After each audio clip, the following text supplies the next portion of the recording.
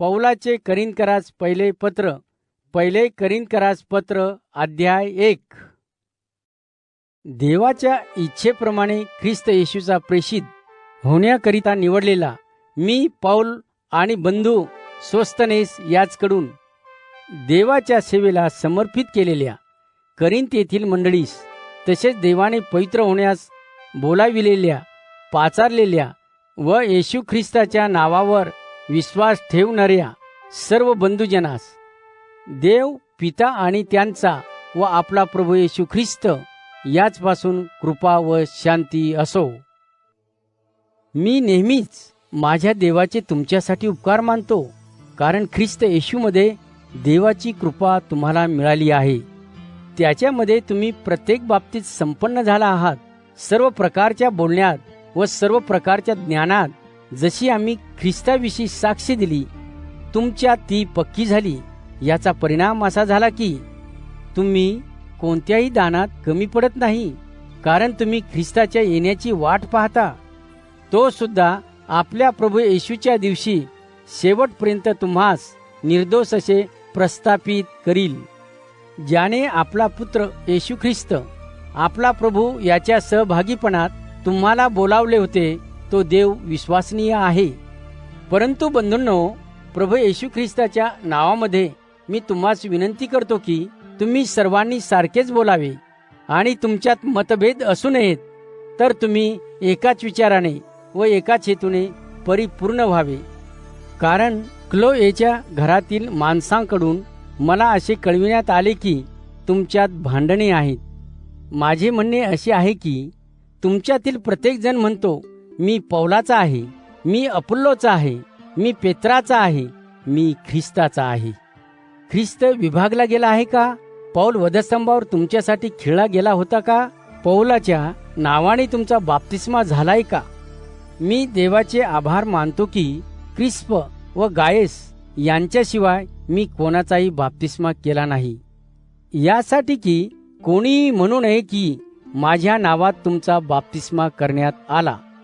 स्तेफनाच्या घरच्यांचा सुद्धा मी बाप्तिस्मा केला, पण उरलेल्यांविषयी म्हणाल तर इतर कोणाचाही बाप्तिस्मा केल्याचे मला आठवत नाही. कारण ख्रिस्ताने मला बाप्तिस्मा करण्यासाठी नाही तर स्वार्थात सांगण्यासाठी पाठविले, ती भाषणाच्या ज्ञानाने नव्हे, तर अशासाठी की ख्रिस्ताच्या वधस्तंभाचे सामर्थ्य निरर्थक होऊ नये.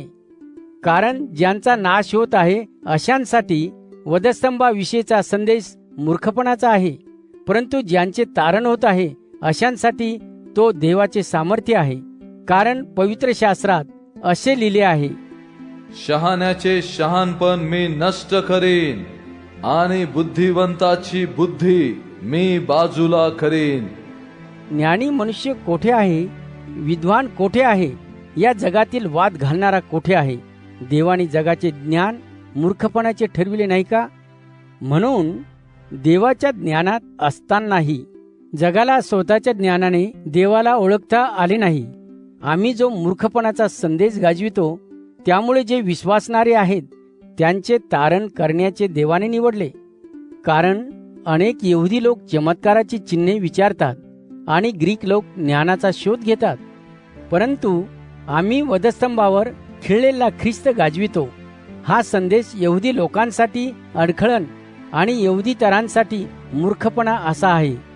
परंतु ज्यांना बोलावलेले आहे अशा यहुदी व ग्रीक दोघांसही ख्रिस्त हा संदेश आहे. तो देवाचे सामर्थ्य व देवाचे ज्ञान असाही आहे. तथापि ज्यास तुम्ही देवाचा मूर्खपणा म्हणता, ते मानव प्राण्याच्या शहाणपणापेक्षा अधिक शहाणपणाचे आहे, आणि ज्यास तुम्ही देवाचा दुर्बळपणा समजता, ते मानव प्राण्याच्या सशक्तपणाहून अधिक शक्तिशाली आहे. तर आता बंधू भगिनींनो, देवाने तुम्हाला केलेल्या पाचारणाबद्दल विचार करा. मानवी दृष्टिकोनातून तुमच्यातील पुष्कळसे शहाणे नव्हते, तुमच्यापैकी पुष्कळसे सामर्थ्यशाली नव्हते, तुमच्यापैकी पुष्कळसे उच्च कुळातले नव्हते. त्याऐवजी जगातले जे मूर्ख, पण त्यांना त्याने निवडले, यासाठी की शहाण्या माणसास फजित करावे, आणि देवाने दीन तुच्छ मानलेले जे नगण्य त्यांना निवडले, यासाठी की जे काहीतरी आहेत त्यांना नगण्य करावे, यासाठी की कोणीही देवासमोर बढाई मारू नये. कारण तो ख्रिस्त येशूमध्ये तुमच्या जीवनाचा उगम आहे व तो देवाची देणगी म्हणून आपले ज्ञान, आपले नीतिमत्व, आपले पवित्रीकरण आणि आपली खंडणी असा झाला. यासाठी की शास्त्रात असे लिहिले आहे, जो बढाई मारतो त्याने देवाविषयी बढाई मारावी. पहिले करिन्थकरास पत्र अध्याय 2.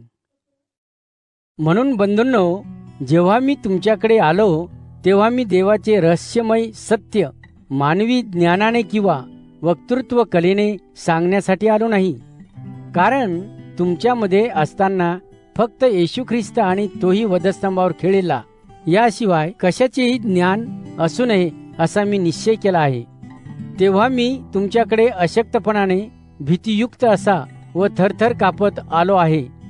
माझे भाषण व संदेशे मन ओळविणाऱ्या मानवी ज्ञानाद्वारे दिलेले नव्हते, ते आत्मा आणि सामर्थ्य यांचा पुरावा असलेले होते. यासाठी की तुमचा विश्वास मानवी ज्ञानावर नव्हे तर देवाच्या सामर्थ्यावर असावा. परंतु जे प्रौढ आहेत त्यांना आम्ही ज्ञान देतो, या युगाच्या अधिकाऱ्यांना नव्हे, ज्यांचा शेवट करण्यासाठी आणण्यात येत आहे. त्याऐवजी जे लपविलेले आहे आणि हे युग सुरू होण्यापूर्वी देवाने आमच्या गौरवासाठी नेमले होते, ते देवाचे रहस्यमय ज्ञान देतो, जे या युगाच्या कोणाही सत्ताधीशाला माहीत नव्हते. कारण जर त्यांना कळले असते तर त्यांनी गौरवी प्रभूला वधस्तंभावर खिळे नसते. परंतु ज्याप्रमाणे पवित्र शास्त्र म्हणते, डोळ्यांनी पाहिले नाही, कानांनी ऐकले नाही आणि मनुष्याच्या अंतकरणाने जे उपजविले नाही, ते देवाने त्याच्यावर प्रेम करणाऱ्यांसाठी तयार केले आहे. परंतु देवाने ते आत्म्याच्या द्वारे आपणास प्रगट केले आहे. कारण आत्मा हा प्रत्येक गोष्टीचा शोध घेतो. एवढेच नव्हे तर तो देवाच्या सखोलतेच्या गुप्ततेचाही शोध घेतो. कारण मनुष्याच्या आत्म्याशिवाय त्या मनुष्याच्या गोष्टी ओळखणारा दुसरा कोण मनुष्य आहे? याप्रमाणेच देवाच्या आत्म्याशिवाय देवाचे विचार कोणीच ओळखू शकत नाही. परंतु आम्हाला जगाचा आत्मा मिळाला नाही, तर देवापासूनचा आत्मा मिळाला आहे. यासाठी की देवाने ज्या गोष्टी फुकट दिल्या आहेत त्यांचे आम्हाला ज्ञान व्हावे. मानवी ज्ञानाने शिकविलेल्या शब्दांनी आम्ही या गोष्टी सांगत नाही, तर आत्म्याने शिकविलेल्या शब्दांनी आध्यात्मिक शब्द उपयोगात आणून आध्यात्मिक गोष्टींचे स्पष्टीकरण करतो. स्वाभाविक मनुष्य देवाच्या आत्म्याने प्रगट झालेल्या गोष्टी ग्रहण करीत नाही, कारण त्या त्याला मूर्खपणाच्या आहेत आणि त्या त्याला समजत नाहीत, कारण त्यांची आध्यात्मिक रीतीने पारख केली जाते. परंतु आध्यात्मिक मनुष्य सर्व गोष्ट पारखू शकतो, कारण त्याची पारख करणे कोणालाही शक्य नसते. कारण पवित्र शास्त्र म्हणते, प्रभूचे मन कोण जाणतो, जो त्याला शिकवू शकेल. परंतु आमच्या ठाई ख्रिस्ताचे मन आहे. पहिले करिन्थकरास पत्र अध्याय 3. परंतु बंधूंनो, आध्यात्मिक लोक म्हणून मी तुमच्याशी बोलू शकत नव्हतो. त्याऐवजी मला तुमच्याशी दैहिक लोकांसारखे आणि ख्रिस्तामधील बालकासारखे बोलावे लागले. मी तुम्हाला पिण्यासाठी दूध दिले, जड अन्न दिले नाही, कारण तुम्ही जड अन्न खाऊ शकत नव्हता व आता सुद्धा तुम्ही खाऊ शकत नाही. कारण तुम्ही अजून सुद्धा दैहिक आहात, कारण तुमच्यात मत्सर व भांडणे चालू आहेत. तर तुम्ही दैहिक नाही काय व जगातील लोकांसारखे वागत नाही काय? कारण जेव्हा काही म्हणतात मी पौलाचा आहे आणि इतर दुसरे म्हणतात मी अपोल्लोसाचा आहे, तेव्हा तुम्ही जगिक लोकांसारखे वागत नाही काय? तर मग अपोल्लोस कोण आणि पौल कोण? आम्ही केवळ सेवक आहोत, ज्यांच्याद्वारे तुम्ही विश्वासणारी झाला आणि आम्हा प्रत्येकाला देवाने जे काम नेमून दिले ते काम आम्ही केले. मी बी लावले, अपोल्लोसाने त्याला पाणी घातले, पण देवाने त्याची वाढ केली. म्हणून जो बी पेरतो तो किंवा जो पाणी घालतो तो महत्वाचा नाही, तर देव जो त्याची वाढ करतो तो महत्वाचा आहे. जे बी पेरतात व पाणी घालतात ते एक आहेत व प्रत्येकाला त्याच्या फळावर आधारित अशी मजुरी मिळेल. कारण देवासमवेत आपण सर्वजण कामगार आहोत. तुम्ही देवाचे शेत आहात व देवाची इमारत आहात. आणि देवाच्या दानाप्रमाणे जे मला दिले होते त्याप्रमाणे शून्य कुशल बांधणाऱ्यांप्रमाणे पाया घातला. पण दुसरा कोणीतरी त्यावर बांधतो, परंतु प्रत्येकाने आपण त्यावर कसे बांधतो याविषयी खबरदारी घ्यावी. येशू ख्रिस्त जो पाया आहे त्याच्या वाचून इतर कोणीही दुसरा पाया घालू शकत नाही. जर कोणी त्या पायावर सोने, चांदी, मौल्यवान दगड, लाकूड, गवत किंवा पेंढा यांनी बांधतो तर प्रत्येक व्यक्तीचे काम स्पष्ट दिसून येईल. कारण तो दिवस ते स्पष्ट करील. तो दिवस अग्नीने प्रगट होईल व तोच अग्नी प्रत्येक माणसाचे काम कसे आहे हे ठरविण्यासाठी परीक्षा घेईल. ज्या कोणाचे बांधकाम जे त्या पायावर बांधलेले आहे ते टिकेल त्याला बक्षीस मिळेल. जर एखाद्याचे काम जळून गेले तर त्याचे नुकसान होईल, परंतु जेव्हा तो इमारतीला लागलेल्या अग्नीपासून बचावासाठी पळून जाईल तेव्हा तो तारला जाईल. तुम्ही देवाचे मंदिर आहात आणि देवाचा आत्मा तुमच्यामध्ये राहतो हे तुम्हाला माहीत नाही काय?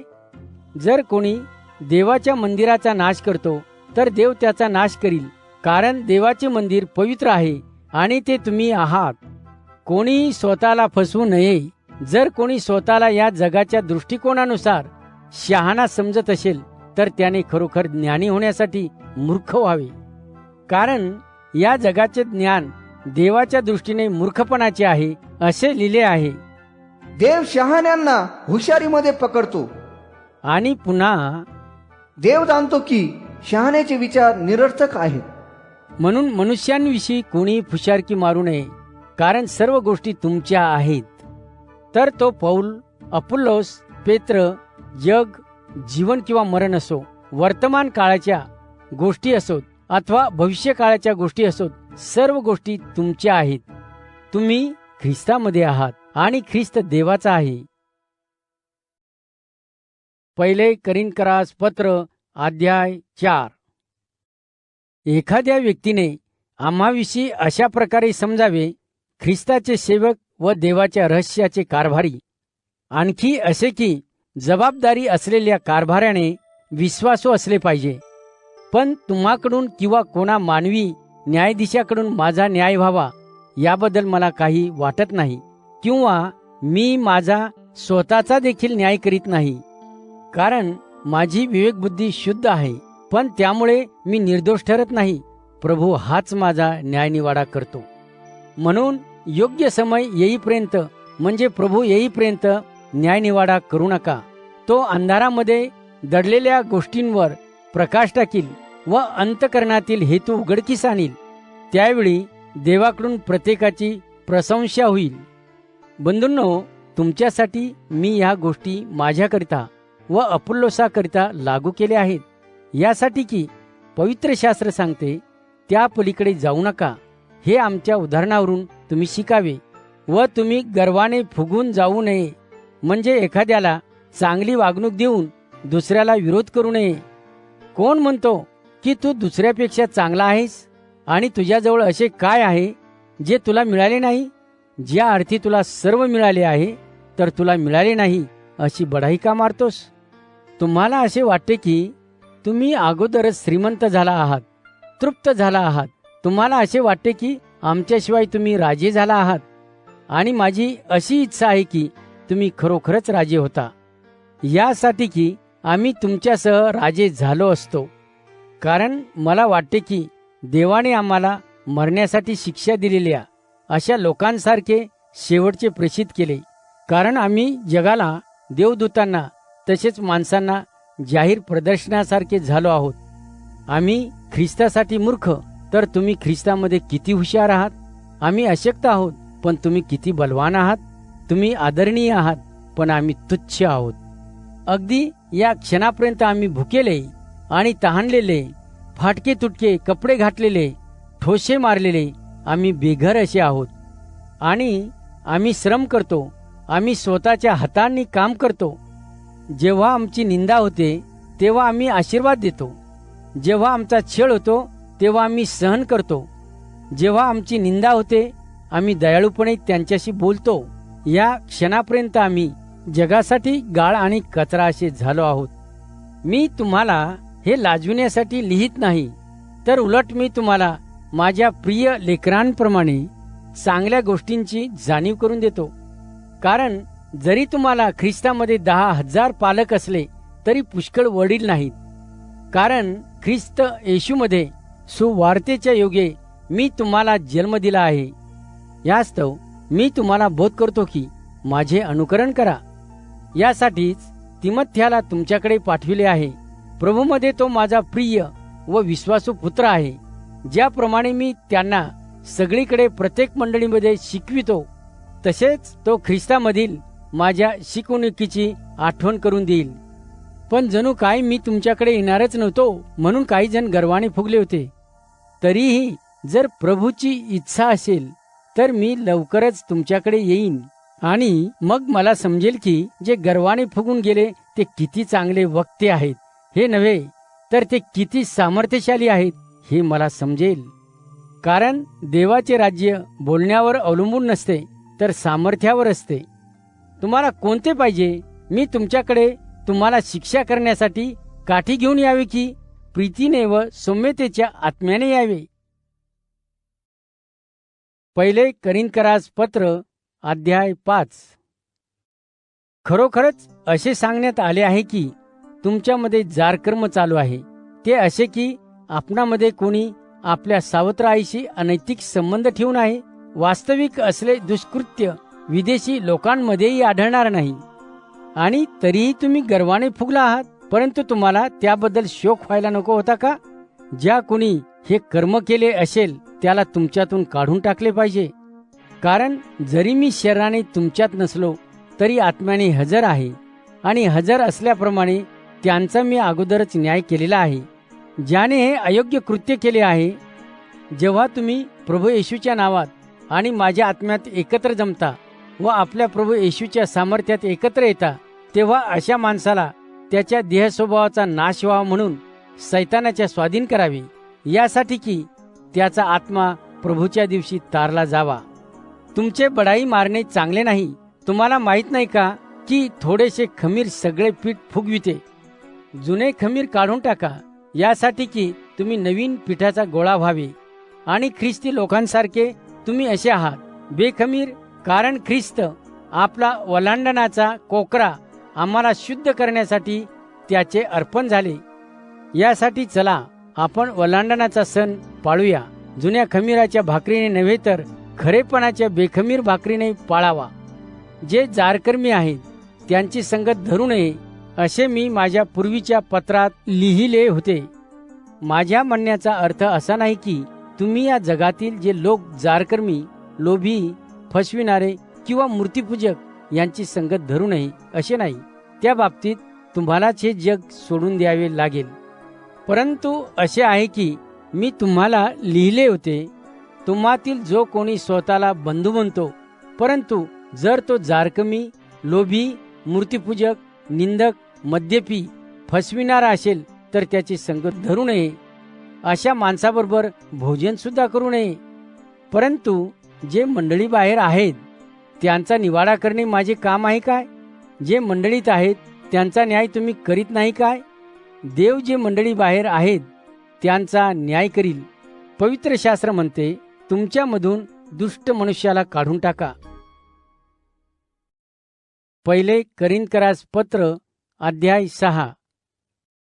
जेव्हा तुमच्यापैकी एखाद्याचा दुसऱ्या व्यक्तीबरोबर भांडणतंट असेल तर ती समस्या, वाद देवाच्या पवित्र लोकांपुढे न आणता ती व्यक्ती तो वाद न्यायालयात अनीतिमान लोकांसमोर नेण्याचे धाडस का करते?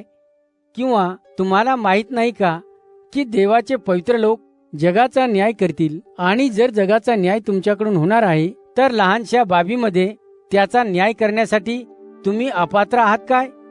आपण देवदूतांचा न्याय करणार आहोत हे तुम्हाला माहित नाही का? तर मग रोजच्या जीवनातील साध्या गोष्टीचा विचार सुद्धा कशाला? म्हणून जर दररोज तुम्हाला प्रकरणे निकालात काढायची असतील तर ज्यांना मंडळीत काही पाठिंबा नाही अशा माणसांना न्यायाधीश म्हणून का नियुक्त करता? तुम्हाला लाज वाटावी म्हणून मी हे म्हणत आहे. गोष्टी इतक्या वाईट होत आहेत का की तुमच्यामध्ये एकही शुद्ध मनुष्य नाही जो त्याच्या ख्रिस्ती भावांचा समेट घडवून आणू शकेल. पण एक भाऊ दुसऱ्या भावाविरुद्ध न्यायालयात जातो आणि तुम्ही हे सर्व अविश्वासणाऱ्यांसमोर करीत आहात. वास्तविक तुमचे एकमेकांविरुद्ध खटले आहेत. यातच तुमचा संपूर्ण पराभव झाला आहे. त्याऐवजी तुम्ही स्वतःवर अन्याय का होऊ देत नाही? त्याऐवजी तुम्ही स्वतःची लुबाडणूक का होऊ देत नाही? उलट तुम्ही स्वतः अन्याय करता व लुबाडणूक करता आणि तुम्ही हे सर्व तुमच्या ख्रिस्ती बांधवांना करता. किंवा तुम्हाला माहीत नाही का की अनीतिमान लोकांना देवाच्या राज्यात वतन मिळणार नाही? तुमची स्वतःची फसवणूक होऊ देऊ नका. जारकर्मी, मूर्तीपूजक, व्यभिचारी, पुरुषवेश्या, पुरुष जे समलिंगी संबंधास तयार होतात, समलिंगी संबंध ठेवणारे पुरुष किंवा दरोडेखोर, लोभी, दारुडे, निंदा करणारे, फसविणारे यापैकी कोणी देवाच्या राज्यात प्रवेश करणार नाही. आणि तुमच्यातील काही असे होते, पण तुम्ही स्वतःच धुतलेले होते, तुम्हाला देवाच्या सेवेला समर्पित केलेले होते. प्रभू येशू ख्रिस्ताच्या नावामध्ये तुम्ही नीतिमान ठरला होता व देवाच्या आत्म्यामध्ये नीतिमान ठरला होता. मी काहीही करण्यास मुक्त आहे, पण प्रत्येक गोष्ट हितकारक नसते. होय, मी काहीही करण्यास मुक्त आहे, पण कोणत्याही गोष्टीचे वर्चस्व माझ्यावर होऊ देणार नाही. अन्न पोटासाठी आहे व पोट अन्नासाठी आहे, आणि हे खरे आहे. पण देव अन्नाचा व पोटाचा अशा दोघांचाही नाश करील. आणि आमची शरीरे ही जार कर्मासाठी नाहीतर देवाच्या सेवेसाठी आणि प्रभूच्या शरीराच्या हितासाठी आहेत. आणि देवाने केवळ प्रभूलाच मरणातून उठविले असे नाही, तर तो आम्हालाही आपल्या सामर्थ्याने मरणातून उठविल. तुम्हाला माहीत नाही का की तुमची शरीरे ख्रिस्ताला जोडलेली आहेत? तर मग जे ख्रिस्ताशी जोडलेले आहे ते घेऊन मी वेश्येला जोडावी काय? निश्चितच नाही. किंवा तुम्हाला ठाऊक नाही काय की जो वेश्येशी जडतो तो तिच्याशी एकदेह होतो, कारण ती दोघे एकदेह होतील असे शास्त्रच सांगते. परंतु जो स्वतः प्रभूशी जडतो तो त्याच्याशी आत्म्यात एक आहे. जार कर्मापासून दूर पळा. मनुष्य एखादे पाप करणे शक्य आहे, ते त्याच्या शरीराबाहेरचे आहे, परंतु जो जार कर्म करतो तो त्याच्या स्वतःच्या शरीराविरुद्ध पाप करतो.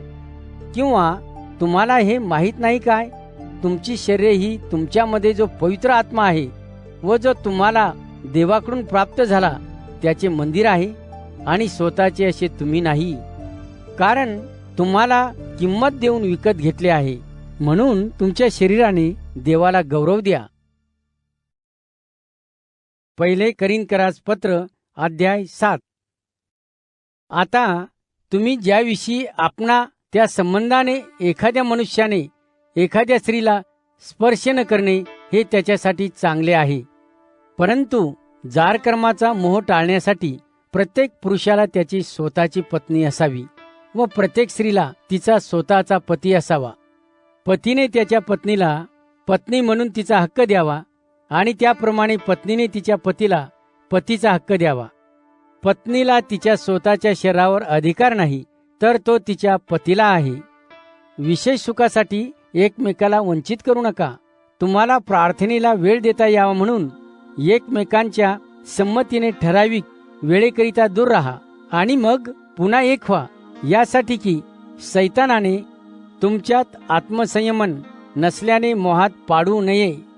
परंतु मी हे तुम्हाला सवलत म्हणून सांगतो, आज्ञा म्हणून नव्हे. मला असे वाटते की सर्व लोक माझ्यासारखे असावेत, पण प्रत्येक व्यक्तीला त्याचे स्वतःचे असे देवापासून दान आहे. एकाला एका प्रकारे राहण्याचे आणि दुसऱ्याला दुसऱ्या प्रकारे राहण्याचे. परंतु जे अविवाहित व विधवा आहेत त्यांना मी म्हणेन की माझ्यासारखीच राहिली तर ते त्यांना बरे. आता जे विवाहित आहेत त्यांना मी आज्ञा देतो. मी ती आज्ञा देत नसून प्रभू देत आहे. पत्नीने तिच्या पतीपासून वेगळे होण्याचे पाहू नये. पण जर ती वेगळे राहते तर तिने लग्न न करताच राहावे किंवा पतीबरोबर समेट करावा, आणि पतीने आपल्या पत्नीला सोडचिठ्ठी देऊ नये. आता इतरांसाठी सांगतो, आणि हे मी सांगत आहे, प्रभू नाही. जर एखाद्या ख्रिस्ती बांधवाची पत्नी विश्वास ठेवणारी नसेल आणि त्याच्याबरोबर राहण्यास ती राजी असेल तर त्याने तिला सोडचिठ्ठी देऊ नये. आणि एखाद्या स्त्रीचा नवरा जर विश्वास ठेवणारा नसेल आणि तो तिच्याबरोबर राहण्यास राजी असेल तर तिने त्याला सोडचिठ्ठी देऊ नये. कारण विश्वास न ठेवणाऱ्या पतीचे त्याच्या ख्रिस्ती पत्नीबरोबरच्या निकट सहवासाद्वारे पवित्रीकरण झाले आहे आणि विश्वास न ठेवणाऱ्या पत्नीचे त्या ख्रिस्ती पतीबरोबरच्या निकट सहवासाद्वारे त्यांचे नाते देवाच्या दृष्टीनेही कायदेशीर आहे. नाहीतर तुमची मुले अशुद्ध झाली असती, परंतु आता ती पवित्र आहेत. तरीही विश्वास न ठेवणारा वेगळा होत असेल तर त्याने वेगळे व्हावे. या बाबतीत ख्रिस्ती बंधू किंवा बहीण यांना मोकळीक आहे. देवाने आपल्याला शांतीने राहण्यासाठी बोलावले आहे. कारण पत्नी, तू तुझ्या विश्वास न ठेवणाऱ्या पतीला तारू शकशील हे तुला कसे माहीत? किंवा पती, तू आपल्या विश्वास न ठेवणाऱ्या पत्नीला तारशील हे तुला कसे माहीत? फक्त देवाने प्रत्येकाला जसे नेमले आहे आणि देवाने जसे प्रत्येकाला पाचारण केले आहे त्याप्रमाणे त्याने राहावे. आणि अशी मी सर्व मंडळांना आज्ञा करतो. एखाद्याला जेव्हा देवाने पाचारण केले होते तेव्हा त्याची अगोदरच सुनता झाली होती काय? त्याने आपली सुनता लपवू नये. कोणाला सुनता न झालेल्या स्थितीत पाचारण झाले काय तर त्याने सुनता करू नये. सुनता म्हणजे काही नाही व सुनता न होणे म्हणजेही काही नाही, तर देवाची आज्ञा पाळणे या सर्व काही आहे. प्रत्येकाने ज्या स्थितीत त्याला पाचारण झाले त्या स्थितीत राहावे. तुला गुलाम म्हणून पाचारण झाले होते काय? त्यामुळे तुला त्रास होऊ नये. परंतु तुला स्वतंत्र होणे शक्य असेल तर पुढे हो व संधीचा उपयोग करून घे. कारण जो कोणी प्रभूमध्ये गुलाम असा पाचारण केलेला होता तो देवाचा मुक्त केलेला मनुष्य आहे. त्याचप्रमाणे ज्या मुक्त मनुष्याला देवाचे पाचारण झाले आहे तो देवाचा गुलाम आहे. तुम्हाला किंमत देऊन विकत घेतले होते, मनुष्यांचे गुलाम होऊ नका. बंधूंनो, तुम्हातील प्रत्येकाने ज्या स्थितीत त्याला पाचारण झाले होते त्या स्थितीत त्याने देवासमोर राहावे. आता कुमारिकेविषयी मला प्रभूपासून आज्ञा नाही, पण मी माझे मत देतो जो मी विश्वसनीय आहे, कारण प्रभूने आम्हावर दया दाखविली. मी हे असे समजतो, सध्याच्या दुर्दशेत हे चांगले आहे. होय, हे चांगले आहे की एखाद्याने माझ्यासारखे एकटे राहावे. तुम्ही पत्नीशी बांधलेले आहात काय? तर मोकळे होण्यास पाहू नका. स्त्रीपासून मोकळे आहात काय? लग्न करण्याचे पाहू नका. पण जरी तुम्ही लग्न केले तरी तुम्ही पाप केलेले नाही. आणि जर कुमारिका लग्न करते तर तिने पाप केले नाही. पण अशा लोकांना शारीरिक पीडा होतील. आणि या पीडा टाळण्यासाठी मी तुम्हाला मदत करण्याचा प्रयत्न करीत आहे. हेच मी म्हणत आहे. बंधूंनो, वेळ थोडा आहे. येथून पुढे ज्यांना पत्न्या आहेत त्यांनी त्या नसल्यासारखे राहावे. जे शोक करीत आहेत त्यांनी शोक करीत नसल्यासारखे. जे आनंदी आहेत त्यांनी आनंदी नसल्यासारखे. जे वस्तू विकत घेत आहेत त्यांनी जणू काही त्यांच्याकडे स्वतःचे काहीच नाही. आणि जे लोक जग त्यांना ज्या गोष्टी देऊ करते व त्या गोष्टीचा जे उपयोग करून घेतात त्यांनी जणू काय त्या गोष्टीचा पूर्ण उपयोग करून घेतला नाही असे राहावे. कारण या जगाची सध्याची स्थिती लयात जात आहे. माझी अशी इच्छा आहे की तुम्ही काळजीपासून मुक्त असावे. अविवाहित पुरुष प्रभूच्या कामाविषयी आणि त्याला कसे संतोषविता येईल याबाबत काळजीत असतो, परंतु विवाहित पुरुष जगिक गोष्टीविषयी आणि आपल्या पत्नीला कसे आनंदित ठेवता येईल या काळजीत असतो. त्यामुळे तो द्विधा अवस्थेत असतो. आणि एखादी अविवाहित स्त्री किंवा कुमारिका प्रभूच्या कामाबद्दल उत्सुक असते, यासाठी की तिने शरीराने आणि आत्म्याने पवित्र असावे. परंतु विवाहित स्त्री जगिक गोष्टी आणि तिच्या पतीला कसे आनंदित ठेवता येईल याचीच चिंता करते. मी हे तुमच्याच फायद्यासाठी सांगत आहे, तुमच्यावर बंधने लादण्यासाठी सांगत नाही. आचरणातील सुव्यवस्थेतील फायद्यासाठी व प्रभूच्या सेवेसाठी विना अडथळा तुम्हाला समर्पण करणे शक्य व्हावे म्हणून सांगतो.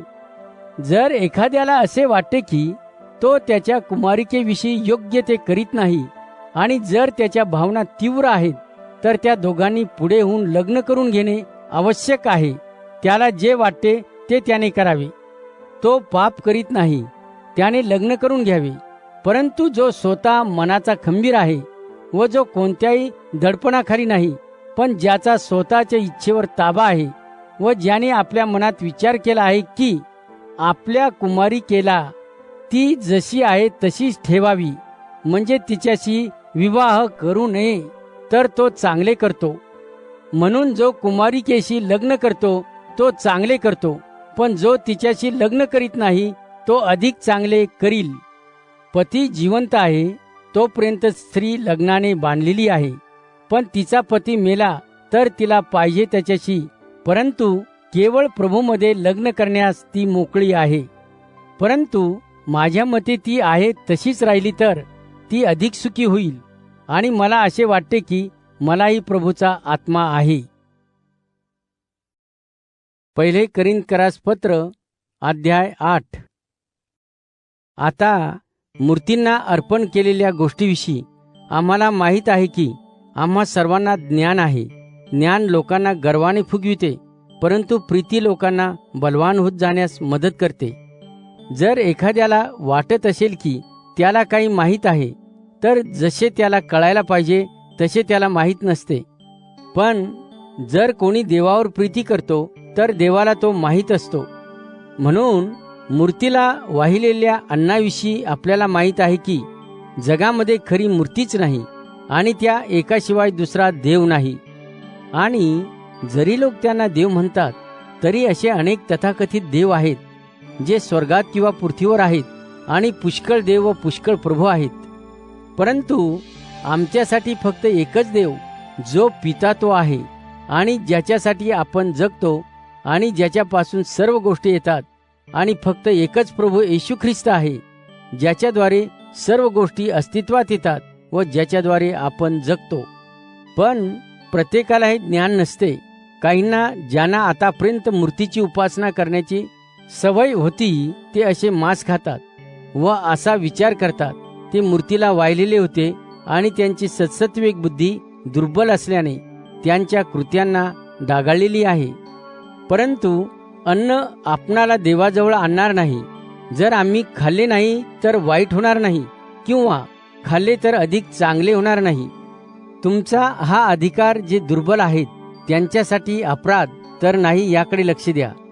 कारण तू जो या गोष्टीचे ज्ञान असलेला, त्या तुला दुर्बल बुद्धीच्या कोणी मूर्तीच्या मंदिरात जेवताना पाहिले तर तो दुर्बल असून त्याची विवेकबुद्धी अत्यंतिक प्रबळ झाल्याने मूर्तीला वाहिलेले मांस खाण्यास त्याला उत्तेजन मिळणार नाही काय? तो जो दुर्बल आहे त्या तुझ्या भावासाठी ख्रिस्त मरण पावला, त्याचा तुझ्या ज्ञानामुळे नाश होतो. आणि अशा प्रकारे तुझ्या बंधूविरुद्ध पाप करून आणि त्याच्या दुर्बल विवेकबुद्धीला जखम करून तुम्ही ख्रिस्ताविरुद्ध पाप करता.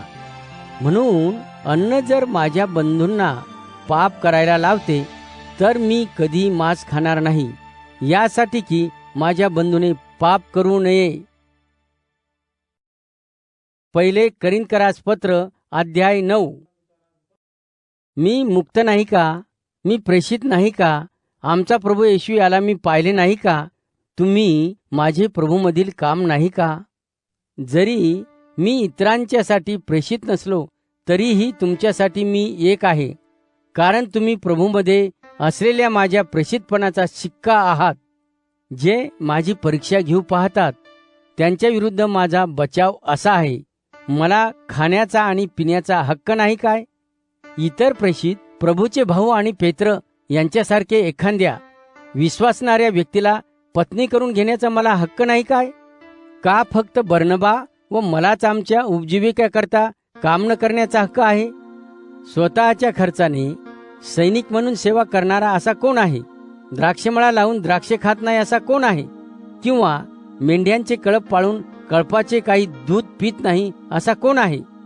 फक्त मानवी दैनंदिन व्यवहारानुसार मी हे सांगत नाही, तर नियमशास्त्र सुद्धा हेच सांगत नाही का? मोशेच्या नियमशास्त्रात असे लिहिले आहे, मळणी करीत असताना बैलाला मुसके घालू नकोस. देव बैलांची काळजी करीत नाही, तो खात्रीने आमच्या विषयीच सांगत नाही काय?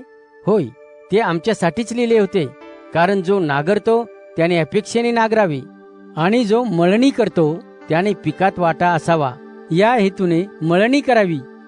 जर आम्ही तुमच्या फायद्यासाठी आध्यात्मिक बी पेरले तर तुमच्यापासून ऐहिक गरजांची कापणी केली तर ती मोठी गोष्ट आहे काय? जर इतरही तुमच्यापासून ऐहिक गोष्टीची कापणी करण्याच्या या अधिकारात सहभागी होत असतील तर तसे करण्याचे आम्हालाही यापेक्षा अधिक मोठे कारण नाही काय? परंतु आम्ही हा अधिकार बजावला नाही. त्याऐवजी ख्रिस्ताच्या सुवार्तेच्या मार्गात अडथळा येऊ नये म्हणून आम्ही सर्व गोष्टी सहन करतो. तुम्हाला माहीत नाही काय?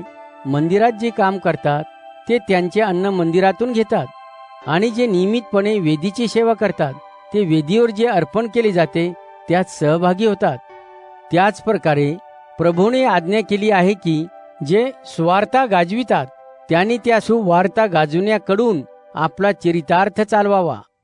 परंतु मी या कोणत्याही अधिकाराचा वापर केला नाही आणि माझ्या बाबतीत असे घडावे म्हणूनही मी हे लिहिले नाही, कारण माझे अभिमान बाळगण्याचे कारण कोणी हिरावून घेण्यापेक्षा मी मरण पत्करीन. कारण जर मी सुवार्ता गाजवितो तर मला अभिमान बाळगण्याचे काही कारण नाही, कारण मला ते करणे आवश्यक आहे. आणि जर मी सुवार्ता गाजविली नाही तर माझ्यासाठी ते किती वाईट असेल. कारण जर मी हे स्वइच्छेने करतो तर मी बक्षिसास पात्र आहे, पण जर एखादे कार्य माझ्यावर सोपिले आहे जे माझ्या आवडीने नव्हे तर माझे बक्षीस कोणते? ते हे की मी फुकट सुवार्ता सांगावी, यासाठी की सुवार्ता सांगत असताना मी वेतन मिळण्याच्या अधिकाराचा पूर्ण उपयोग करू नये. कारण जरी मी सर्व लोकांपासून मुक्त असलो तरी मी स्वतःला सर्व लोकांचा गुलाम करून घेतले आहे, यासाठी की मी अधिक मिळवावे. यहुदी लोकांना जिंकण्यासाठी यहुदी लोकांसाठी मी यहुदी झालो, जे नियमशास्त्राधीन आहेत त्यांच्यासाठी. मी नियमशास्त्राधीन असणाऱ्या लोकांसारखा झालो, जरी मी नियमशास्त्राधीन नाही तरी तसा झालो, यासाठी की जे नियमशास्त्र विरहित आहेत त्यांना मी नियमशास्त्र विरहित असा झालो. जरी मी देवाच्या नियमशास्त्राशिवाय नाही तरी मी ख्रिस्ताच्या नियमाधीन आहे, यासाठी की जे नियमशास्त्र विरहित आहेत त्यांना जिंकता यावे. जे दुर्बल आहेत त्यांच्यासाठी मी दुर्बल झालो, यासाठी की दुर्बलांना मला जिंकता यावे. मी सर्वांसाठी सर्व काही झालो आहे, यासाठी की त्या आशीर्वादाचा वाटेकरी मला होता यावे. तुम्हाला माहीत नाही का? मैदानातील शर्यतीत धावणारे सर्व धावतात, परंतु एकालाच बक्षीस मिळते. अशा प्रकारे धावा की तुम्ही ते जिंकाल. प्रत्येकजण जो शर्यतीत धावतो तो सर्व बाबतीत कडक रीतीने प्रशिक्षण घेतो, आत्मसंयमन करतो. ते नाशवंत गौरवाचा मुकुट मिळविण्यासाठी असे करतात, परंतु आम्ही अविनाशी मुकुट मिळविण्यासाठी करतो. यास्तव मी अनिश्चितपणे नाही तर ज्याला ध्येय आहे अशासारखा धावतो. तसेच जो कोणी नुसताच वाऱ्यावर प्रहार करीत नाही तसे मी मुष्टियुद्ध करतो. त्याऐवजी मी आपल्या शरीराला कठोरपणे वागवितो आणि त्याला ताब्यात आणतो, म्हणजे दुसऱ्यांना उपदेश केल्यानंतर देवाकडून मी नाकारला जाऊ नये. पहिले करिंथकरास पत्र अध्याय 10. बंधूंनो, तुम्हाला हे माहीत असावे असे मला वाटते की आपले सर्व पूर्वज मेघाखाली होते. ते सर्व तांबड्या समुद्रातून सुखरूप पार गेले. मोशेचे अनुयायी म्हणून त्या सर्वांचा मेघात व समुद्रात बाप्तिस्मा झाला. त्यांनी एकच आध्यात्मिक अन्न खाल्ले व ते एकच आध्यात्मिक पेय प्याले, कारण ते त्यांच्या मागून चालणाऱ्या खडकातून पीत होते आणि तो खडक ख्रिस्त होता. परंतु देव त्यांच्यातील पुष्कळ लोकांविषयी आनंदी नव्हता आणि त्यांना अरण्यात ठार मारण्यात आले. आणि या गोष्टी आमच्यासाठी उदाहरण म्हणून घडल्या, कारण ज्याप्रमाणे त्यांनी वाईट गोष्टींची अपेक्षा केली त्याप्रमाणे आपण वाईटाची इच्छा धरणारे लोक होऊ नये. त्यांच्यापैकी काही जण होते तसे मूर्तीपूजक होऊ नका. पवित्र शास्त्रात लिहिल्याप्रमाणे लोक खाण्यापिण्यास खाली बसले आणि ते नाचणे मोजमजा करण्यासाठी उठले. ज्याप्रमाणे त्यांच्यातील काही जणांनी केले तसे जारकर्म आपण करू नये. त्याचा परिणाम असा झाला की एका दिवसात 23,000 लोक मरण पावले. आणि त्यांच्यातील काही जणांनी पाहिली तशी आपण ख्रिस्ताची परीक्षा पाहू नये. याचा परिणाम असा झाला की सापांकडून ते मारले गेले. कुरकुर करू नका, ज्याप्रमाणे त्यांच्यातील काही जणांनी केली. याचा परिणाम असा झाला की मृत्यूदूताकडून ते मारले गेले. या गोष्टी त्यांच्या बाबतीत उदाहरणार्थ होत्या म्हणून घडल्या व त्या गोष्टी लिहिल्या गेल्या यासाठी की आम्ही ज्यांच्यावर युगाचा शेवट आला आहे अशा आपणासाठी त्या इशारा अशा व्हाव्यात. म्हणून मी खंबीरपणे उभा आहे. असा जो विचार करतो त्याने आपण पडू नये म्हणून जपावे. जे मनुष्याला सामान्य नाही अशा कोणत्याही मोहाने तुम्हाला पकडले नाही, परंतु देव विश्वसनीय आहे. तुम्हाला सहन करता येते त्या पलीकडे तो तुमची परीक्षा घेणार नाही, परंतु त्या मोहाबरोबर त्यातून बाहेर पडण्याचा मार्गही तयार करील, म्हणजे तुम्हाला सहन करणे शक्य होईल. तेव्हा माझ्या प्रियांनो, मूर्तीपूजा टाळा. मी तुमच्याशी बुद्धिमान लोक समजून बोलत आहे. मी काय बोलत आहे याचा तुम्हीच न्याय करा. आशीर्वादाचा प्याला जो आशीर्वादित करण्यास सांगतो तो ख्रिस्ताच्या रक्तात सहभागी आहे, नाही का? वस्तुस्थिती अशी आहे की फक्त भाकरीचा एकच तुकडा आहे, म्हणजे आपण सर्व एकाच शरीरापासून आहोत. आपण पुष्कळ जण एक भाकर, एक शरीर आहोत, कारण आपला सर्वांचा त्या भाकरीत भाग आहे. इस्रायल राष्ट्राकडे पहा. जे अर्पण केलेले खातात ते वेदीचे भागीदार आहेत, नाही का? तर मी काय म्हणतो, माझ्या म्हणण्याचा अर्थ असा आहे का की मूर्तीला वाहिलेले अन्न काहीतरी आहे किंवा ती मूर्ती काहीतरी आहे? नाही, परंतु उलट माझ्या म्हणण्याचा अर्थ असा आहे की जे अर्पण ते लोक करतात ते अर्पण भूतांना करतात, देवाला करीत नाहीत. आणि तुम्ही भूताचे भागीदार व्हावे असे मला वाटत नाही. तुम्ही देवाचा आणि भूताचा सुद्धा असे दोन्ही प्याले पिऊ शकत नाही. तुम्ही प्रभूच्या मेजाचे आणि भूताच्या मेजाचे भागीदार होऊ शकत नाही. आपण प्रभूला ईर्षेस पेटविण्याचा प्रयत्न करीत आहोत का? कारण तो जितका सामर्थ्यशाली आहे तितके आम्ही नाही. काहीही करण्यास आम्ही मुक्त आहोत, पण सर्वच हितकारक नाही. आम्ही काहीही करण्यास मुक्त आहोत, परंतु सर्व गोष्टी लोकांना सामर्थ्ययुक्त होण्यास मदत करीत नाहीत. कोणीही स्वतःचे हित पाहू नये तर दुसऱ्याचेही पाहावे. मांसाच्या बाजारात जे मांस विकले जाते ते कोणतेही मांस खा. विवेक बुद्धीला त्या मांसाविषयीचे कोणतेही प्रश्न न विचारता खा. कारण ज्याप्रमाणे पवित्र शास्त्र म्हणते, पृथ्वी व तिच्यावरील सर्व काही प्रभूचे आहे. विश्वास न ठेवणाऱ्यापैकी जर कोणी तुम्हाला जेवावयास बोलाविले आणि तुम्हास जावेसे वाटले तर सतसत विवेक बुद्धीने कोणतेही प्रश्न न विचारता तुमच्या पुढे वाढलेले सर्व खा. परंतु जर कोणी तुम्हास सांगितले की हे मांस यज्ञात देवाला अर्पिलेले होते, तर विवेक बुद्धीसाठी किंवा ज्या मनुष्याने सांगितले त्याच्यासाठी खाऊ नका. आणि जेव्हा मी विवेक म्हणतो तो स्वतःचा असे मी म्हणत नाही, तर इतरांचा. आणि हेच फक्त एक कारण आहे, कारण माझ्या स्वातंत्र्याचा इतरांच्या सतसत विवेक बुद्धीने न्याय का करावा?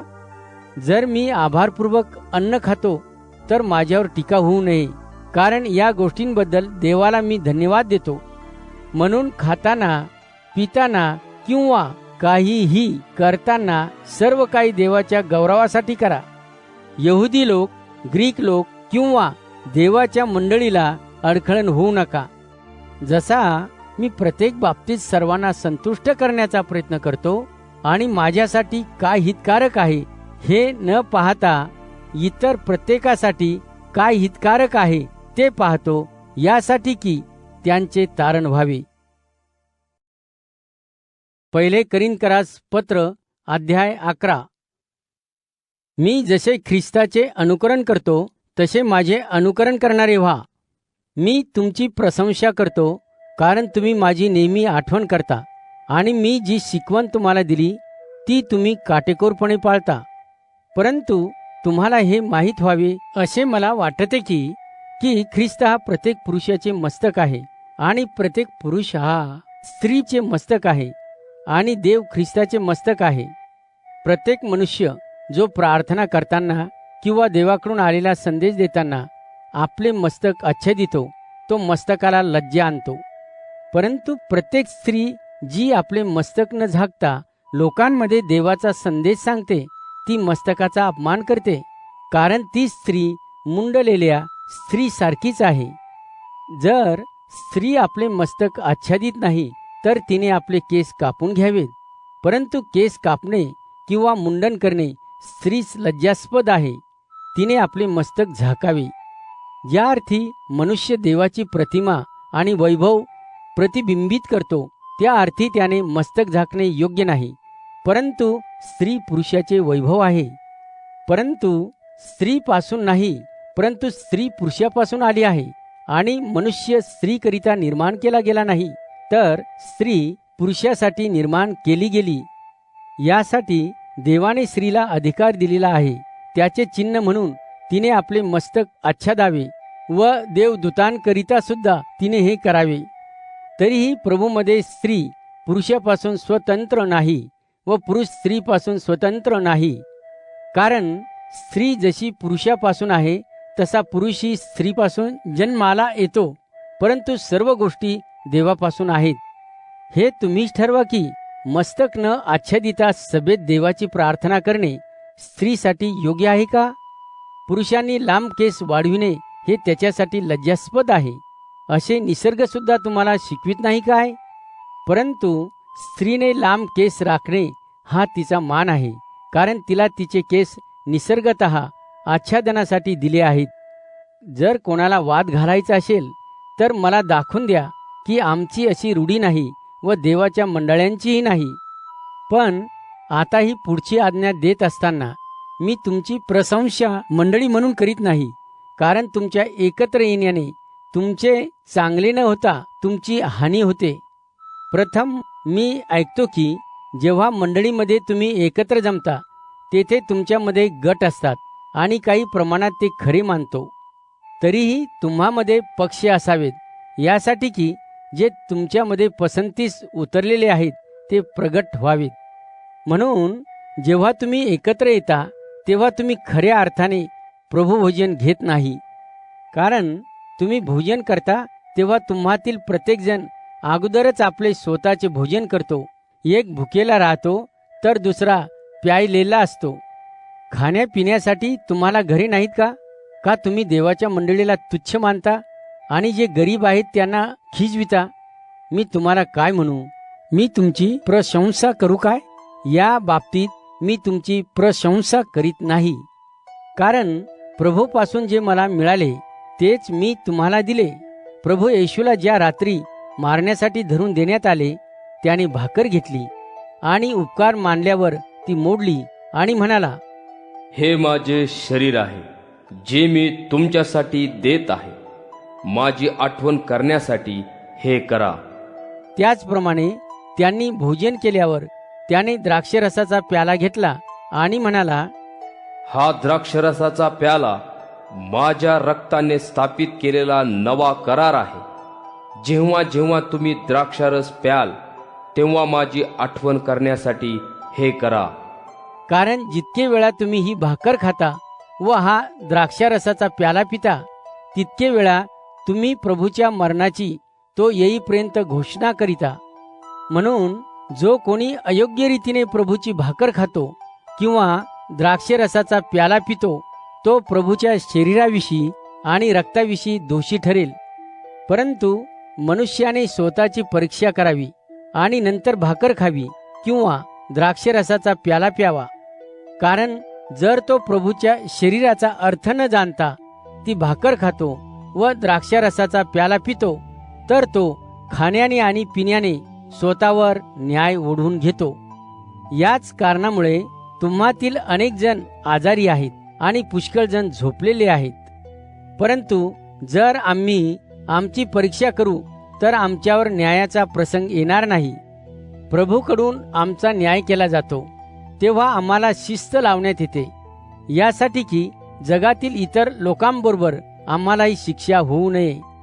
म्हणून माझ्या बंधूंनो, जेव्हा तुम्ही भोजनास एकत्र येता तेव्हा एकमेकांसाठी थांबा.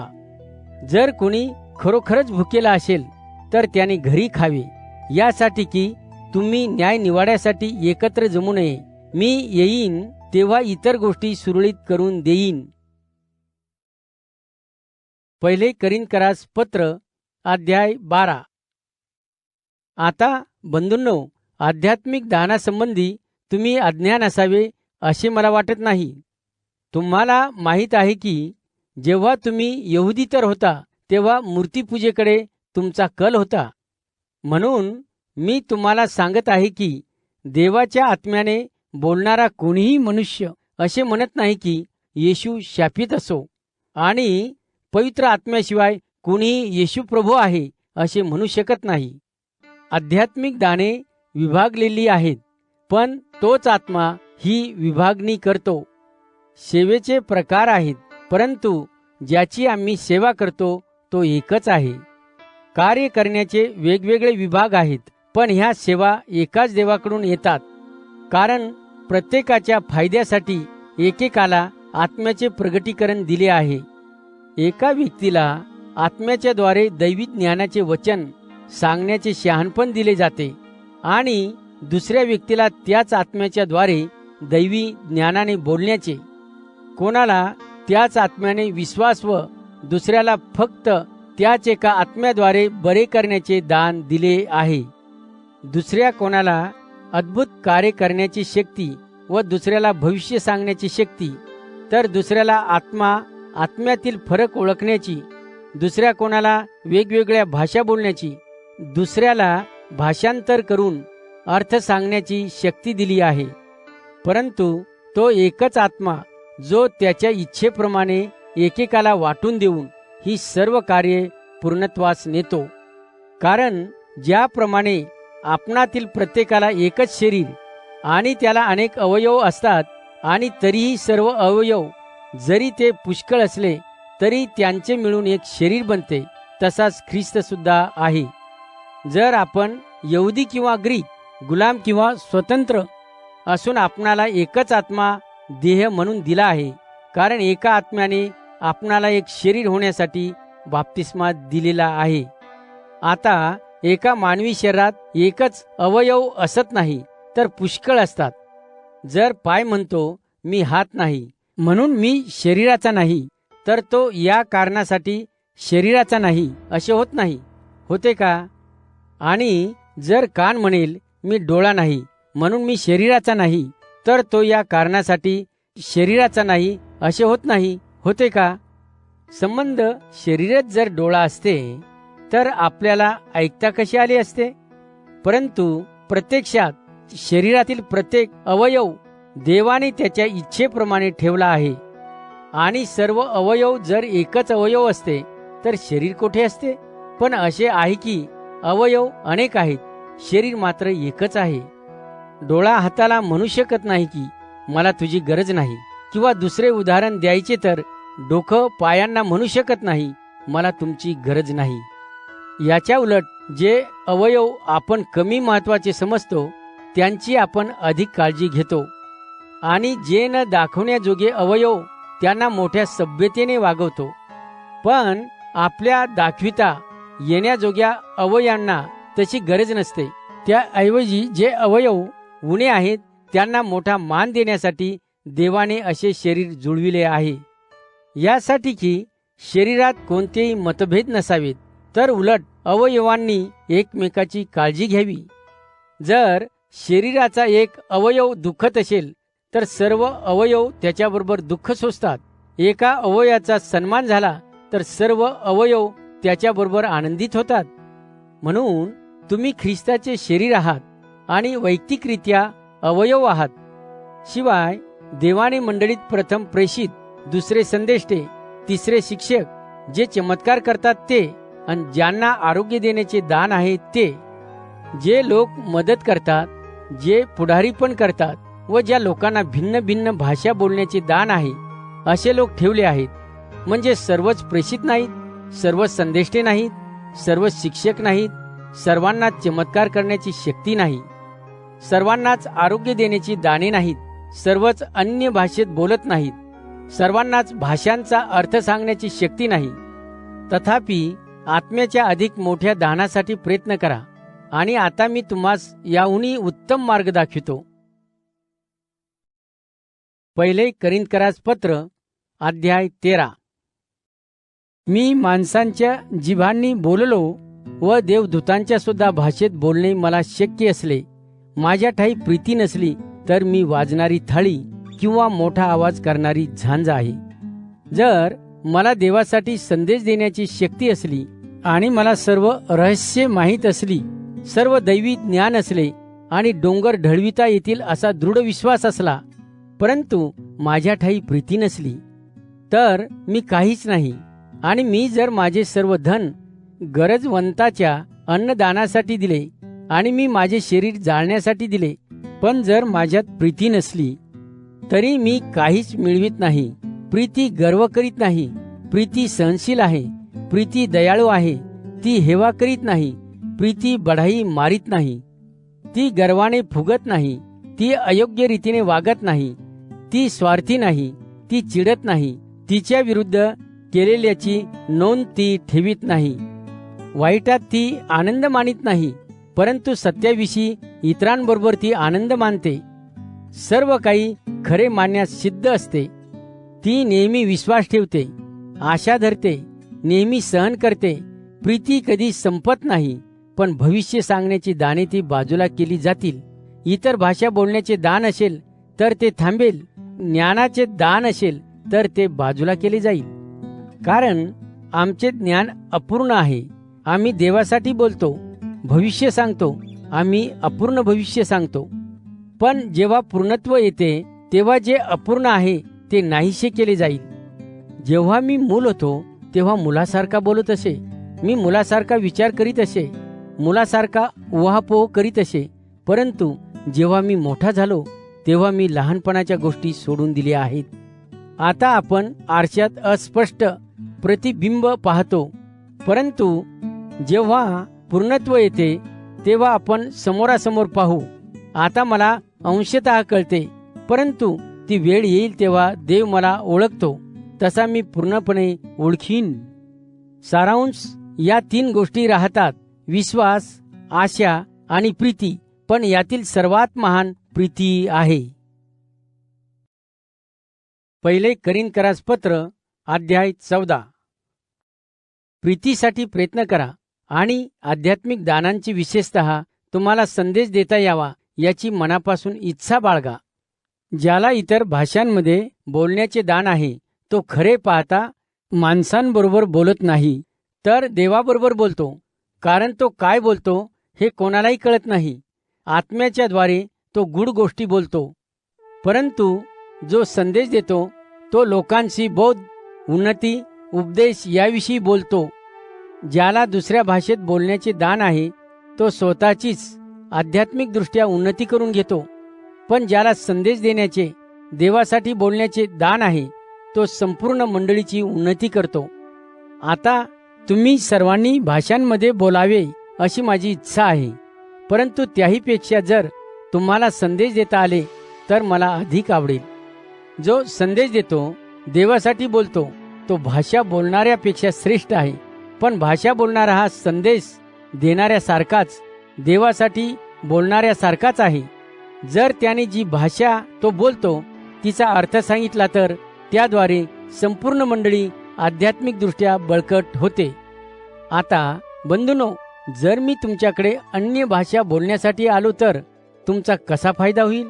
तुमचा फायदा होण्यासाठी मी तुमच्याकडे प्रगटीकरण, दैवी ज्ञान, देवाकडून संदेश किंवा शिकवणूक आणायला नको का? हे निर्जीव वस्तू, उदाहरणार्थ बासरी, वीणा यासारखे आवाज काढण्यासारखे आहे. जर ते वाद्य ते निर्माण करीत असलेल्या वेगवेगळ्या आवाजातील फरक स्पष्ट करीत नाही तर एखाद्याला बासरीवर किंवा वीणेवर कोणते संगीत वाजवले जात आहे ते कसे कळेल? आणि जर कर्णा अस्पष्ट आवाज काढील तर लढाईसाठी कोण तयार होईल? त्याचप्रमाणे सहज समजेल अशा भाषेतून बोलल्याशिवाय तुम्ही काय बोलला हे कोणाला कसे समजेल? कारण तुम्ही हवेत बोलल्यासारखे होईल. निसंशय जगात पुष्कळ प्रकारच्या भाषा आहेत व कोणतीही अर्थविरहित नाही.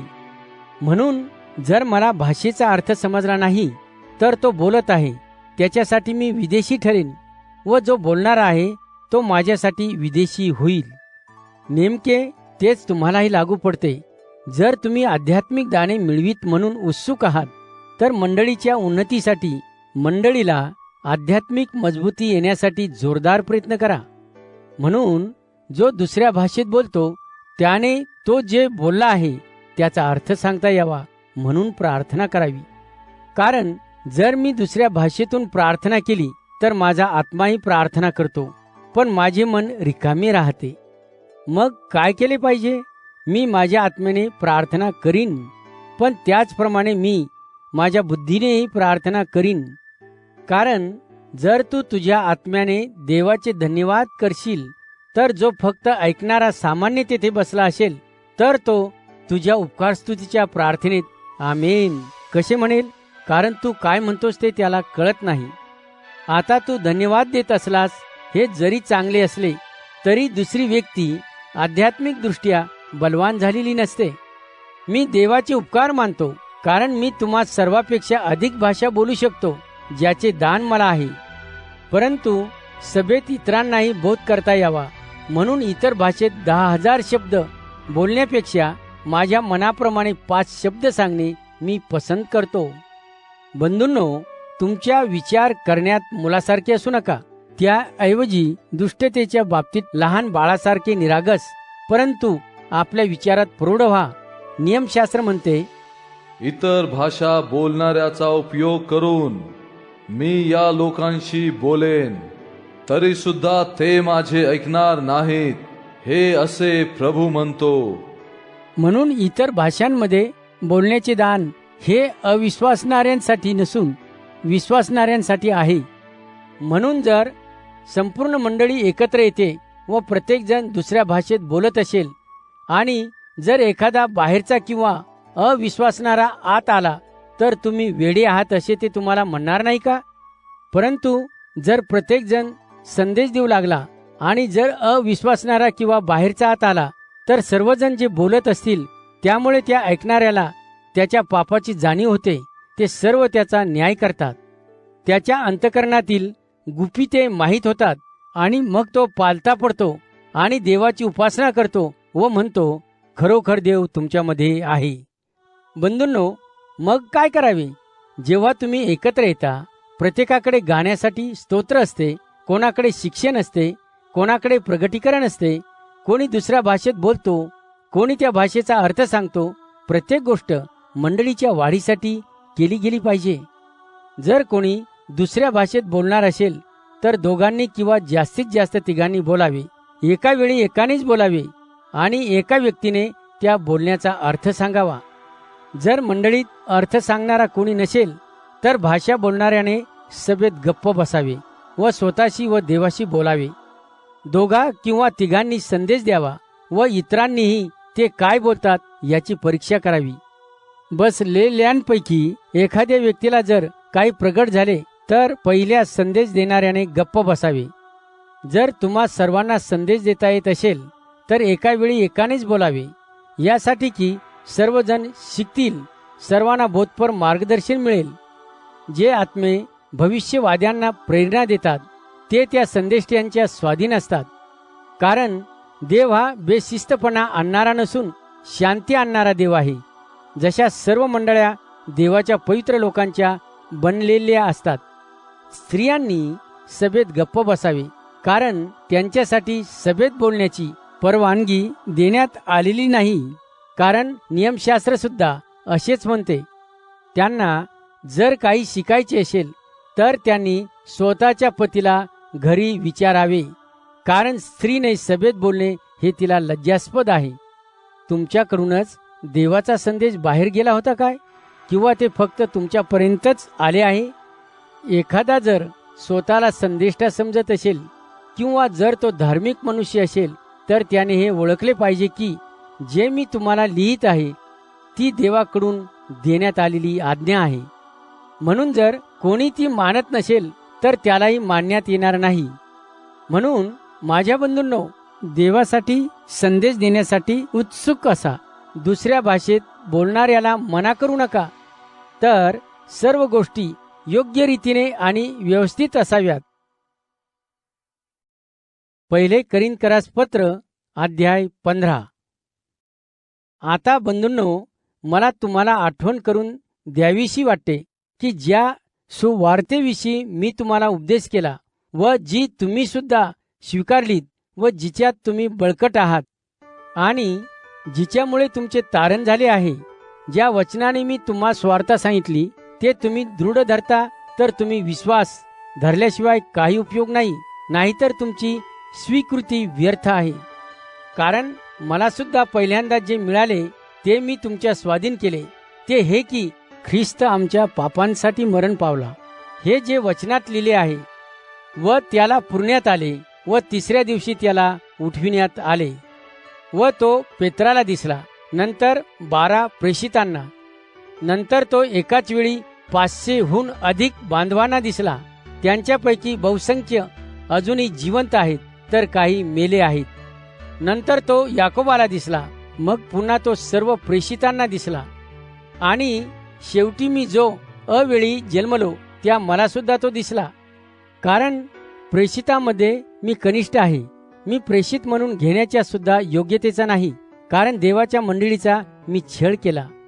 पण देवाच्या दयेने मी जो आहे तो मी प्रेषित आहे, आणि त्याची माझ्यावरची कृपा व्यर्थ गेली नाही. उलट त्या सर्वांपेक्षा अधिक काम मी केले आहे. करणारा मी नव्हतो, तर देवाची दया जी माझ्याबरोबर होती ती करीत होती. म्हणून जरी मी तुम्हाला उपदेश केला किंवा त्यांनी उपदेश केला, तरी आम्ही सर्व हाच उपदेश करू आणि तुम्ही यावरच विश्वास ठेवला. पण जर आम्ही ख्रिस्त मेलेल्यातून उठविला गेला आहे अशी स्वार्था गाजवितो, तर मृताचे पुनरुत्थान नाही असे तुमच्यातील काही जण म्हणतात. हे कसे? जर मृतांचे पुनरुत्थान नाही, तर ख्रिस्त मरणातून उठविला गेला नाही, आणि जर ख्रिस्त मरणातून उठविला गेला नाही, तर आमचा संदेश व्यर्थ आहे आणि तुमचा विश्वास ही व्यर्थ आहे. आणि आम्ही सुद्धा देवाविषयीचे खोटे साक्षीदार ठरू, कारण आम्ही देवासमोर शपथपूर्वक साक्ष दिली आहे की ख्रिस्ताला मेलेल्यातून त्याने उठविले. पण जसे ते म्हणतात त्याप्रमाणे जर देवाने ख्रिस्ताला उठविले नाही, तर मेलेले मरणातून उठविले जात नाहीत. आणि जर मृतांना उठविले जात नाही, तर ख्रिस्ताला मरणातून उठविण्यात आले नाही. आणि जर ख्रिस्त मरणातून उठवला गेला नाही, तर तुमचा विश्वास व्यर्थ आहे. तुम्ही अजून सुद्धा पापातच आहात. होय, आणि जे ख्रिस्तात मेलेले आहेत त्यांचा नाश झाला आहे. जर ख्रिस्तावर असलेली आमची आशा ही फक्त या पृथ्वीवरील जीवनासाठीच असली, तर सर्व मनुष्यात आम्ही दयनीय असे आहोत. परंतु आता प्रत्यक्षात ख्रिस्त मरणातून उठविला गेला आहे. जे मेलेले आहेत त्यांच्यातील तो प्रथम फळ आहे. कारण ज्या अर्थी मनुष्याद्वारे मरण आले, त्याप्रमाणे मृतांचे पुनरुत्थान सुद्धा मनुष्याद्वारेच आले. कारण जसे आदामाद्वारे सर्व मरण पावतात, तसेच सर्वजण ख्रिस्ताद्वारे जिवंत केले जातील. पण प्रत्येकजण त्याच्या क्रमानुसार, ख्रिस्त जो प्रथम फळ आहे, आणि मग ख्रिस्त येण्याच्या वेळी त्याचे असलेले. मग शेवट येईल प्रत्येक अधिपती, प्रत्येक सत्ता व प्रत्येक सामर्थ्य. जेव्हा ख्रिस्त नाहीसे करील, तेव्हा ख्रिस्त देवपित्याला राज्य देईल. कारण देवाने ख्रिस्ताचे शत्रू ख्रिस्ताच्या पायाखाली ठेवीपर्यंत ख्रिस्ताने राज्य केले पाहिजे. शेवटचा शत्रू असल्यासारखा मृत्यूचा नाश केला पाहिजे. कारण देवाने सर्व काही त्याच्या अधिकारात ठेवले आहे. आता जेव्हा पवित्र शास्त्र म्हणते की सर्व गोष्टी अंकित केल्या आहेत, तेव्हा सर्व स्पष्ट आहे की ज्याने सर्व गोष्टी त्याच्या अंकित केल्या आहेत, तो देव सोडून इतर सर्व गोष्टी त्याच्या अधिकार क्षेत्रात आहेत. आणि सर्व गोष्टी जेव्हा स्वाधीन केलेल्या आहेत, तेव्हा पुत्र सुद्धा देवाच्या, ज्याने सर्व गोष्टी स्वाधीन केल्या आहेत, स्वतः स्वाधीन केला जाईल, यासाठी की देव सर्वांवर संपूर्णपणे अधिपती असावा. नाहीतर मेलेल्यांसाठी व त्यांची पुन्हा भेट होईल या आशेने ज्यांनी बाप्तिस्मा घेतला आहे ते काय करतील? जर मेलेले उठविले जात नाहीत, तर त्यांच्यासाठी लोक बाप्तिस्मा का घेतात? आम्ही सुद्धा प्रत्येक घटकेला धोक्याला का तोंड देतो? बंधुजन हो, मी शपथपूर्वक सांगतो की ख्रिस्त येशूमध्ये माझा तुमच्याविषयी अभिमान आहे. मी दररोज मरतो. इपिसात मी रानटी प्राण्याबरोबर लढलो तर मी काय मिळविले? जर मेलेले उठविले जात नाहीत तर आपण खाऊ पिऊ, कारण आपण उद्या मरून जाऊ. फसू नका. वाईट सोबती चांगल्या सवयी बिघडवितात. शुद्धीवर या, जसे तुम्ही यायला पाहिजे, आणि पाप करीत जाऊ नका, कारण तुम्हापैकी काही जण देवाविषयी अज्ञानी आहेत. हे मी तुम्हास लाजविण्यासाठी बोलतो. परंतु कोणीतरी म्हणेल, मेलेले कसे उठविले जातात? कोणत्या प्रकारच्या शरीराने ते येतात? तू किती मूर्ख आहेस. तू जे पेरतोस ते प्रथम मेल्याशिवाय जिवंत होत नाही, आणि तू लावतोस, पेरतोस त्या संबंधी तू जे जमिनीत पेरतोस ते वाढलेले रोपटे नसून जे वाढतच राहणार आहे. ते नव्हे तर फक्त धान्य, दाना, तो गव्हाचा किंवा इतर कुठला तरी असेल. आणि मग देवाने निवडल्याप्रमाणे तो त्याला आकार देतो. तो प्रत्येक दाण्याला त्याचे स्वतःचे शरीर देतो. जिवंत प्राणी मात्रांचे सर्वांचे देह सारखेच नसतात. त्याऐवजी मनुष्याचे शरीर एक प्रकारचे असते, प्राण्यांचे शरीर दुसऱ्या प्रकारचे असते, पक्ष्यांचे वेगळ्या प्रकारचे असते, आणि माशांचे आणखी वेगळ्या प्रकारचे असते. तसेच स्वर्गीय शरीरे आहेत आणि पृथ्वीवरील शरीरे आहेत. पण स्वर्गीय शरीराचे वैभव एक प्रकारचे असते, तर जगिक शरीराला दुसरे असते. सूर्याचे तेज वेगळ्या प्रकारचे, तर चंद्राचे तेज वेगळ्या प्रकारचे असते. ताऱ्यांचे तेज वेगळ्या प्रकारचे असते, आणि तेजाबाबत एक तारा दुसऱ्या ताऱ्यांहून निराळा असतो. म्हणून मृतांच्या पुनरुत्थानाबाबत असे असेल, शरीर जे जमिनीत पुरले गेले आहे ते नाश पावणारे आहे. जे शरीर उठवण्यात येते ते अविनाशी आहे. जे शरीर जमिनीत पुरले आहे ते अपमानात पुरलेले असते. ते अशक्त असते, पण उठविले जाते ते सशक्त शरीर असते. जे जमिनीत पुरले जाते ते नैसर्गिक शरीर आहे. जे उठविले जाते ते आध्यात्मिक शरीर आहे. जर नैसर्गिक शरीरे आहेत तर आध्यात्मिक शरीरे सुद्धा असतात, आणि तेच पवित्र शास्त्र सांगते. पहिला मनुष्य आदाम हा जिवंत प्राणी झाला, पण ख्रिस्त जो शेवटचा आदाम झाला तो जीवन देणारा आत्मा झाला. परंतु जे आध्यात्मिक ते प्रथम नाही, जे जगिक ते प्रथम, मग जे आध्यात्मिक आहे ते. पहिला मनुष्य मातीतून आला, म्हणजे तो धुळीपासून बनविला गेला, तर दुसरा मनुष्य स्वर्गातून आला. ज्याप्रमाणे तो मनुष्य मातीपासून बनविला गेला, त्याप्रमाणे लोक सुद्धा मातीपासूनच बनविले गेले, आणि त्या स्वर्गीय मनुष्याप्रमाणे स्वर्गीय लोकही तसेच आहेत. ज्याप्रमाणे तयार केलेल्या माणसाची प्रतिमा आपण धारण केली आहे, तशी आपण सुद्धा स्वर्गीय माणसाची प्रतिमा धारण करू. बंधूंनो, मी तुम्हाला सांगतो, आपल्या मांस व रक्त असलेल्या जगिक शरीराला देवाच्या राज्यात वाटा मिळू शकत नाही. तसेच विनाशीपण अविनाशीपणाचा वारसा मिळू शकत नाही. पहा, मी तुम्हाला एक रहस्यमय सत्य सांगत आहे. आपण सर्व मरणार नाही, आपण सर्व बदलून जाऊ. क्षणात डोळ्यांची उघडझाप होते.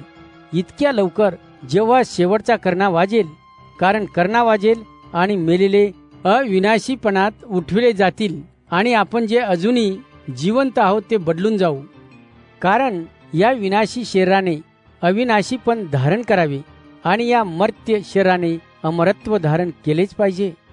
जेव्हा हे विनाशी शरीर अविनाशीपण धारण करील व हे मर्त्य शरीर अमरत्व धारण करील, तेव्हा पवित्र शास्त्रात सांगितल्याप्रमाणे होईल. विजयात मरण गिळले गेले आहे. अरे मरणा, तुझा विजय कोठे आहे? मरणा, तुझी नांगी कोठे आहे?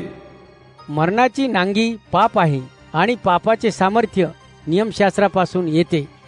पण देवाला धन्यवाद असो, जो प्रभू येशू ख्रिस्ताद्वारे आम्हाला विजय देतो. म्हणून माझ्या प्रिय बंधूंनो, स्थिर आणि अचल राहा. नेहमी स्वतःला प्रभूच्या कार्यासाठी वाहून घ्या, कारण तुम्ही जाणता की प्रभूमध्ये तुमचे काम व्यर्थ नाही. पहिले करिंथकरास पत्र अध्याय 16. आता देवाच्या लोकांकरिता वर्गणी गोळा करण्याविषयी जसे मी गलतियातील मंडळांना आज्ञा केली, त्याप्रमाणे तुम्ही तसे करावे. प्रत्येक रविवारी तुम्हातील प्रत्येकाने आपल्या घरी जो काही त्याला नफा मिळाला असेल त्यातून काढून ठेवावे आणि बचत करावी. मी येईन तेव्हा ज्या माणसांना तुम्ही मान्यता द्याल त्यांना मी ओळखपत्रे देऊन तुमच्या देणग्या येरुशलेमला नेण्यासाठी पाठवीन. आणि जर माझे सुद्धा जाणे योग्य असेल तर ते माझ्याबरोबर येतील. मी मासेदोनियातून जाईन तेव्हा तुमच्याकडे येईन, कारण मासेदोनियातून जाण्याची माझी योजना आहे. परंतु कदाचित शक्यतो मी तुमच्याबरोबर काही काळ घालवीन किंवा हिवाळा सुद्धा तुमच्यात घालवीन, यासाठी की मी जिकडे जाणार आहे तिकडे तुम्ही मला पाठवावे. जाता जाता तुम्हाला भेटण्याची माझी इच्छा नाही, कारण जर देवाची इच्छा असेल तर तुमच्या समवेत काही काळ घालवावा अशी इच्छा मी धरतो. 50व्या दिवसाच्या सणापर्यंत मी इफिसात राहीन, कारण माझ्यासाठी मोठे आणि परिणामकारक दार उघडले आहे आणि असे अनेक आहेत जे मला विरोध करतात. जर तिमोथी आला तर तो तुमच्याजवळ निर्भयपणे कसा राहील याकडे लक्ष द्या, कारण तोही माझ्यासारखेच प्रभूचे कार्य करीत आहे.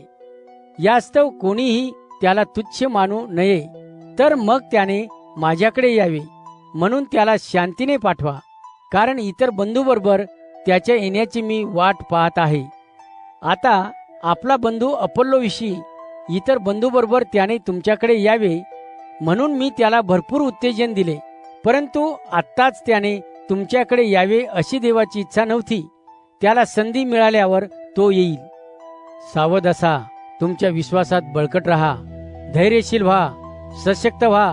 प्रत्येक गोष्ट जी तुम्ही कराल ती प्रीतीत करा. बंधूंनो, मी तुम्हाला बोध करतो. तुम्हाला स्तेफनच्या घराची माहिती आहे आणि जाणीवही आहे की ते अखयाचे प्रथम फळ आहे. त्यांनी स्वतः संताची सेवा करण्याचे ठरविले आहे. प्रत्येक जण जो या कार्यात सामील होतो व प्रभूसाठी श्रम करतो अशा लोकांच्या तुम्ही सुद्धा अधीन व्हा. स्तेफन परतुतात आणि अखाईक हे आल्याने मला आनंद झाला, कारण तुम्ही माझ्यासाठी जे केले ते तुम्ही करू शकला नसता, कारण त्यांनी माझा व तुमचा आत्मा प्रफुल्लित केला आहे. अशा लोकांना मान्यता द्या. आशियातील मंडळ्या तुम्हाला सलाम सांगतात. अक्विला, प्रिस्किल्ला व जी मंडळी त्यांच्या घरात जमते ती प्रभूमध्ये तुम्हाला फार सलाम सांगतात. सर्व बंधू तुम्हाला सलाम सांगतात. पवित्र चुंबनाने एकमेकांना सलाम करा. मी पौल स्वतः माझ्या स्वतःच्या हाताने हा सलाम लिहित आहे. जर कोणी प्रभूवर प्रीती करीत नाही तर तो शापित हो. मारानाथा, हे प्रभू ये. प्रभू येशूची कृपा तुम्हाबरोबर असो. ख्रिस्त येशूमध्ये माझी प्रीती तुम्हा सर्वांबरोबर असो.